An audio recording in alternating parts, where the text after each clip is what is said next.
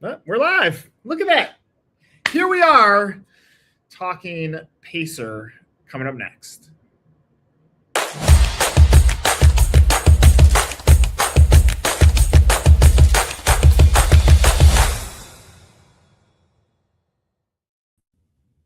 I don't like doing that when I'm not in charge. I don't know if you're actually going to push play or not. I'm not like you. I'm doing the right thing. I guess so. The All right, timing Kristan, was here I'm going to make this very easy to kick this thing off, just so that anybody that watches this, they can stop watching after you're done talking, and then we'll keep going. What is the problem that you solve for franchisors? You're in a room with franchisors. They're like, "Hey, tell me what you can do for me." What's your answer? Yeah. In like 10 seconds, we help to onboard and open your locations faster and easier. We're a project management software that allows you to keep control while also being able to have total visibility into all aspects of the onboarding and the opening processes. Okay, stay on that. Is a franchisor, do they have a solution in place when you're talking to them? Is there no solution in place and you have to educate them on the purpose of this? How does that fall into your sales process?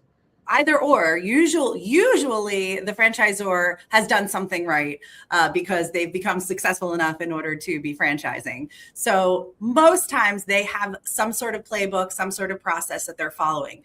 That being said, we do have templates that allow someone that may be a little bit more on the greener side, that may need a little bit of hand-holding, but 9 times out of 10, most of the playbook is coming from their own experience. And then it's easy to load into Pacer, and then it allows you to sort of scale and repeat that process over and over again, while continuously being able to aggregate the data and see how everything is doing very, very easily and simply. So if I'm hearing it correctly, most franchisors are not using some sort of technology, and they have a process, and you're solving their process through technology. So it's not like you have a direct competitor that's in there and that they're saying this is broken or this isn't working. You're solving like paper to tech. So we can solve for both. Most times people are using Excel, Smartsheet, right? They're just check, or they're literally sending a PDF to their franchisees saying, hey, here's the list of things that you need to do in order to, get up and running. Some clients will be using like a Monday.com, where Pacer differentiates ourselves from them is that it was purpose built for franchisees or franchisors to be able to repeat that process over and over. With Monday, you have to like clone the project every single time you're onboarding a new franchisee. And then there's not a lot of easy visuals to be able to, again, sort of see the process and visualize where there might be some hiccups before they actually become problems. Okay, so now the franchisee has used Pacer to get all the way through opening. Is there value for them with Pacer beyond the opening? Absolutely. So you can also use Pacer to deploy a project across all of your franchisees at one time. So you load in a project and you click, publish. It'll copy it 25, 50, 1,000 times, send it out to each one of your franchisees so that they can, start working on whatever that project may be. I just heard that Dunkin' Donuts is starting to do where you're going to be able to tip through the app, right? So if they used Pacer, they could literally load in, here's all the things you need to do in order to get this, up and running on the app. They can opt in, opt out. If they opt in, here's the list of like 20 or so things that you need to do in order to get this up and running. Here's the signage that you need to put in your store. And then at the corporate level or at the franchisor level, they can see, okay, who's opted in, who's done it, who's actually live with it. And now we can actually start to analyze, okay, now let's look at our numbers. Are things actually, doing what we said they would do because we've now implemented this sort of project? So it sounds like then it crosses over into, the term that you guys would use is compliance, but I would use training. It's almost a training tool beyond that, because the project management of that scenario, Dunkin's going to launch tipping through the app. Here's what the franchisee has to do. It's a training manual or project management through training or train through project management system that the franchisees could use. So then it turns into a huge value beyond the opening. Absolutely. Absolutely. Yeah. And I would say it goes a little bit beyond training. I mean, I would call it sort of like deployment, or I don't know if, but yes, ultimately it's, we not only are going to let you know what you have to do, but tell you how it gets done. And then be able to, measure the success around that. Okay. I have a few more, then I'll let Charles speak. I'm not letting him talk yet. You stay in your place there for a second. All right. So on the opening side, if project management is strong, there would be an argument that you can get open faster, which on the double-edged positive of that is franchisee is now driving revenue and franchisor is driving revenue because they'll get royalty out of it. So that seems like an easy thing to solve. Beyond it, I see all the value that you can give for continuation of a franchisee. But now I go back to this fake cocktail reception, or the one that you're going to be at Frank Camp, and you're talking to someone. Is it challenging for you to break through and get that opening? Like, I understand the value of everything that you're saying. Is it hard for the franchisor to understand it? It's not, because it's, they're feeling the pain now, right? Like, all you have to do is simply say, like, go talk to your onboarding manager and ask them how many meetings they're having, because they're chasing after, every single department, finding out where they're at during the onboarding process, and the franchisee. Everyone's working off of different systems. They're having different meetings with everybody. If everything is in one place, then they're easily able to, mitigate risks faster and get answers faster and reduce their meetings from 3 a week down to 1 a week. And then the final thing is that we purposely make it so that it's very intuitive for the user, right? So it's a very robust system, but it's very easy for your franchisees to log in and see what they have to do and mark it complete and move on, because we also understand that, these people are not, most of the time, they're not IT people, right? Like they just want to know, how are you going to help me get open faster, or, know what I'm doing? Because this is, I'm excited, but I don't know what I'm doing yet. And so again, Pacer is I'm kind of going all over the place, but back to your question.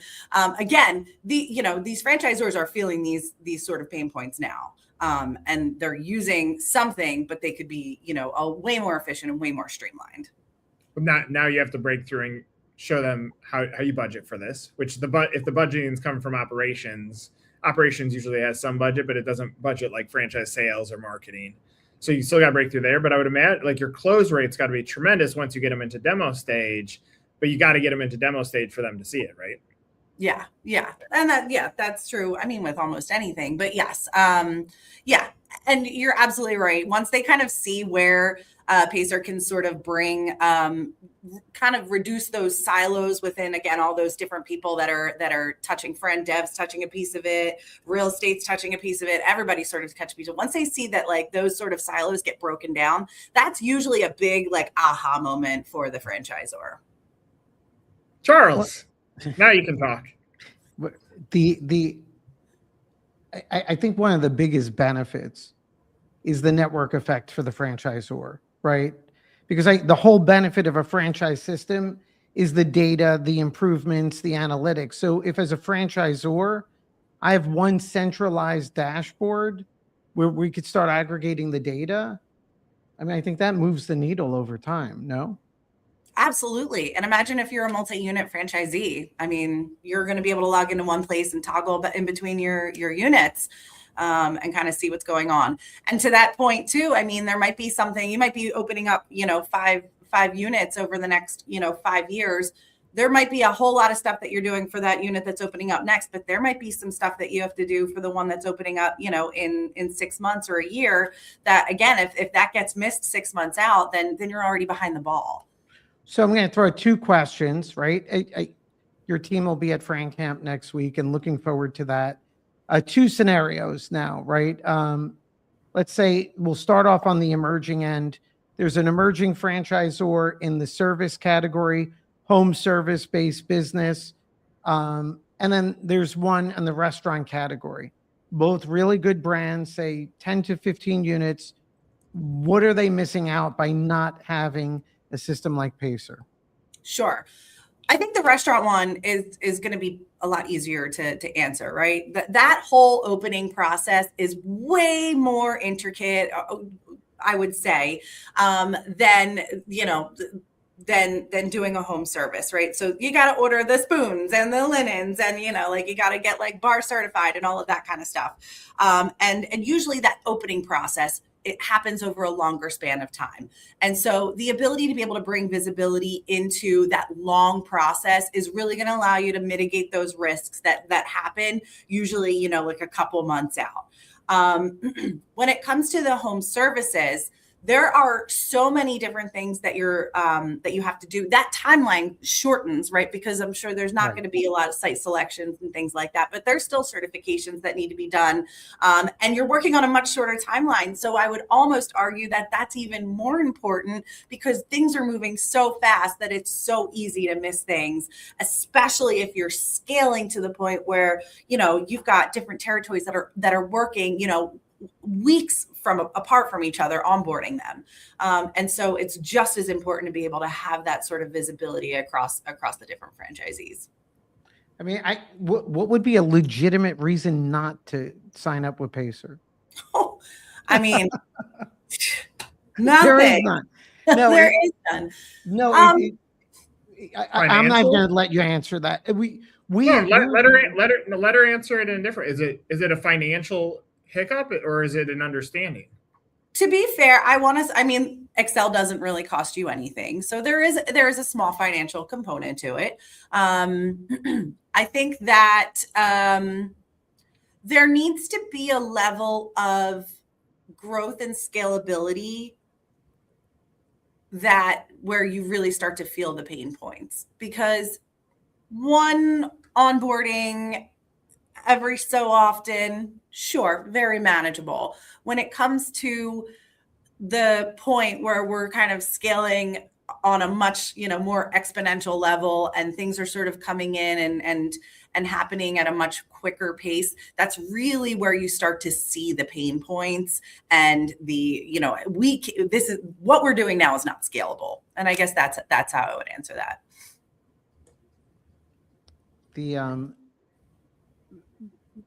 I think we all need to be building toward the scalability. I think the biggest illusion is, and for every business, not just franchisors and for my own, is so many businesses focus on sales.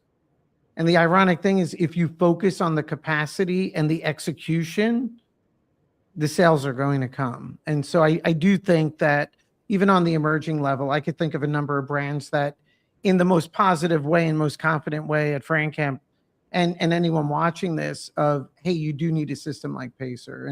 And we were speaking with the team at Learning Zen, and I even reflecting on my own team here, where we're going through the process of training or building out systems, but we're not aggregating the data together. We're not putting someone in charge of that and owning it. And so I think there's a big opportunity for brands. I think the smaller brands emerging and growth focused, they need to act with implementation. And so Pacer comes in a good way. Yeah. I mean, if you think about it, every onboarding or every opening, it is your playbook, right? So like, you're learning something new almost every single time. And the ability to sort of house everything in one place and be able to make edits based on analytics from, you know, doing this repeatable process over and over again, allows you to continuously make that process better, so that, you know, again, like you truly are the expert in your field. You're being able, that it's a sales tool for your Fran Dev team to go out there and say, like, we provide you, you know, a top of the class, you know, execution playbook with, you know, with technology that is going to help you rather than, you know, make you go crazy. Even at the legal level, it sets the tone with franchisees. If franchisees sense disorganization, it creeps into the relationship and it comes back later. And to your point, even, you know, everything comes down to unit economics, but it's a very different world if a prospective franchisee is validating and speaking to an existing franchisee, and the comment is they had everything covered. They made the process seamless to get open, right? And so there's so many intangibles there. Yeah. Could I potentially use this from lead to exit, meaning a lead, I'm talking to a candidate. I can use Pacer to project manage all the way through discovery day to signing. Then from signing to physical unit open or mobile unit open, then scale, and then exiting as a franchise. Could I use this soup to nuts if I was sophisticated enough? I think you could. I think the Fran Dev piece, that's probably the part where I would say we would likely integrate with you know, with a true CRM. But ultimately everything else can be loaded into Pacer, tracked, analyzed, and then again, even off your exit strategy there's, I'm sure, a host of things that need to be done. Yeah. But even if you think on the sales process, and I think part of the reason for franchisees buying in, why it stalls out, is let's just call it 90 days to close, to set the expectation that you're going to get the FDD 14 days later after disclosure. This is what happens. Then you're going to do a call with this person, and then you're going to do your validation. Like, the reality is it needs pacing. I like what you did there. Yeah, right. But I just think it's the problem that you solve is bigger than probably what you say. The second unsolicited statement is, I think on the franchise website, your magic is at the bottom of the site where it says everything you need to run a franchise system more effectively. Like, you don't get to why you why now until you get to the bottom of your site. And the second thing, unsolicited comment, is if I bought your business, I may change that URL, because if you search for Pacer franchise, you just find Indiana Pacers all day long. So gotta get this higher. Like, it's just, there's you do need to get this higher. Yeah, no, that's great. I'll be sure to tell Jeff, but make sure you tell him at FranCamp, because he's going to be there as well. He's our growth marketing manager. So I'll pass those insights along. Yeah. Why does a client ever leave you? Oh gosh.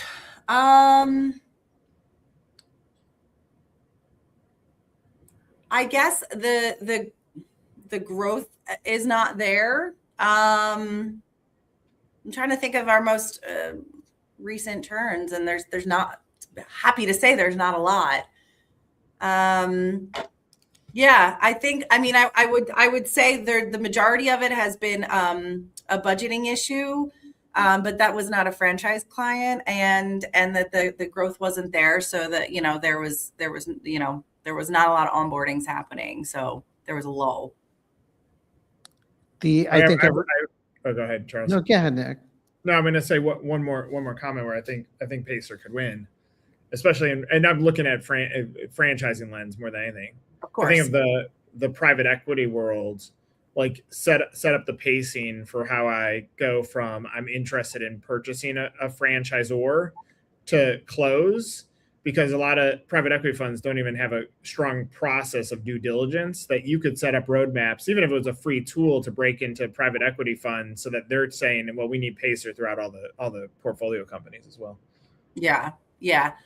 That's a great idea. And think about it too, is that, that exposes the franchisors to the platform.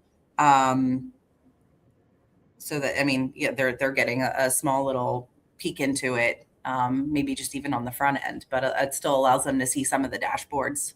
Yeah, totally. I love that. Well, and unrelated to that, and everyone watching this, definitely reach out to Kristan and team at Pacer, which is, for every franchisor watching this or thinking about Pacer, imagine that point if private equity comes in and purchases your franchise. Pacer is probably one of the systems they're going to put in play right away. And in a world of AI, for franchisors, every business, our data is critical. So the dashboards, the consolidation of data, the insights to the brand is what's going to make it thrive as everything gets sort of homogenized out there. So, Chris, I appreciate you spending time with us, and I appreciate you guys being such a great member of FranCamp and really adding value to everyone in the community. And so everyone watching this, definitely reach out. I definitely do a demo of Pacer and speak to Kristan and the team. Kristan, thank you so much. Also, you. for the record, she sucks at beer pong. So just let the record say that. Let the record Okay. state that I was pregnant the last time, and I am no longer pregnant. So rematch. Kristan, have a great day. Thank you. You too. Bye, guys. I'll see you soon.